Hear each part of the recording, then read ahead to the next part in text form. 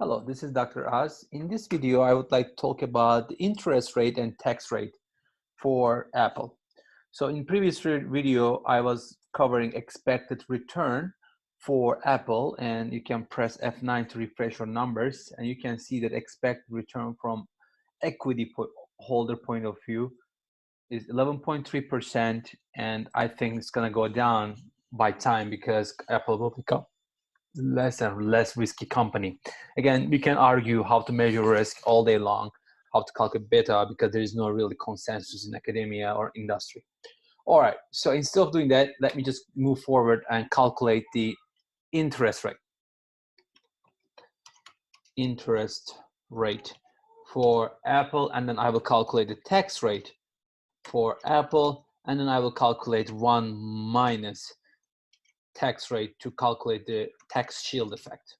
All right, so interest rate. To be able to do this, I will go to my income statement, and then I will look at here interest expense, in this case, row 34, and I will use the most recent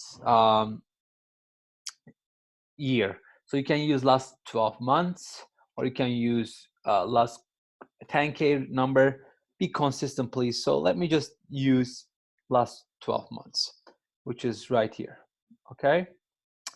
Or, I mean, again, choose whatever you want, but I would choose, let's say, this one. It doesn't really matter, 3 months difference. So I will just consistently choose the 10K reports, okay?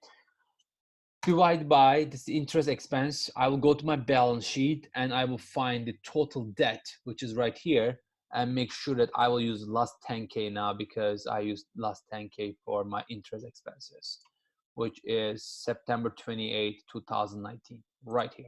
So if you divide those numbers, that will give you your interest rate. So for Apple, the interest rate is, as you see, is negative 3%, right? Or you can put negative in front of it to make it positive. So 3%, that's the interest, 3.3% that Apple is paying. So for the future, how am I going to expect this to change? I mean, you can again make different assumptions. I assume that Apple will stay AAA company. So what I'm gonna do is I will assume that this interest rate will change based on the risk-free rate change. So what I'm gonna do is I will forecast this as previous year plus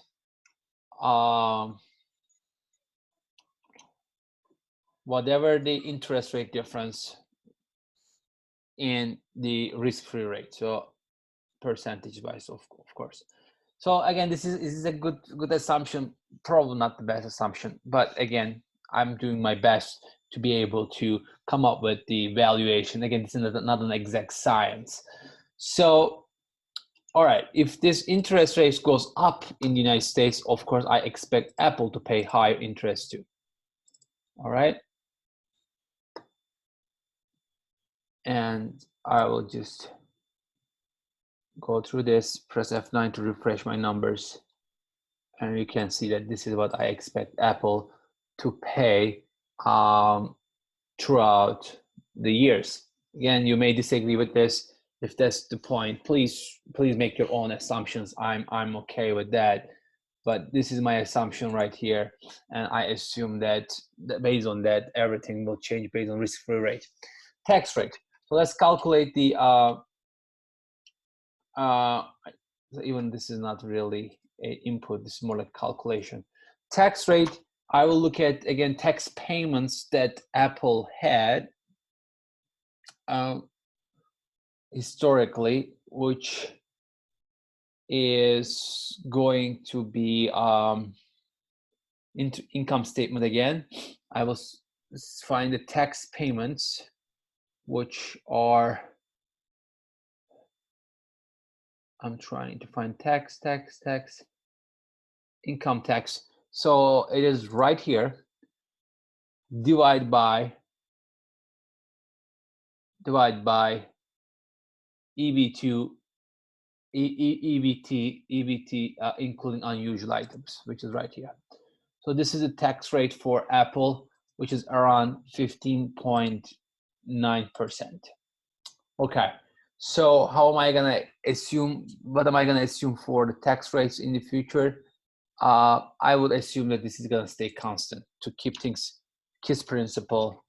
I will assume that this will change, this will not change. Again, it may change. Before the Trump administration, the tax rates were much higher.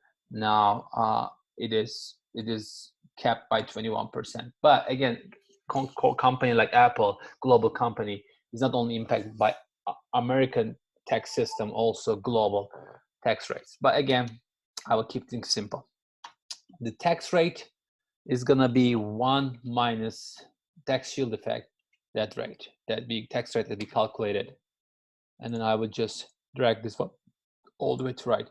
So in this video, I calculate interest rate and tax rate for Apple. Until next video, enjoy business analytics.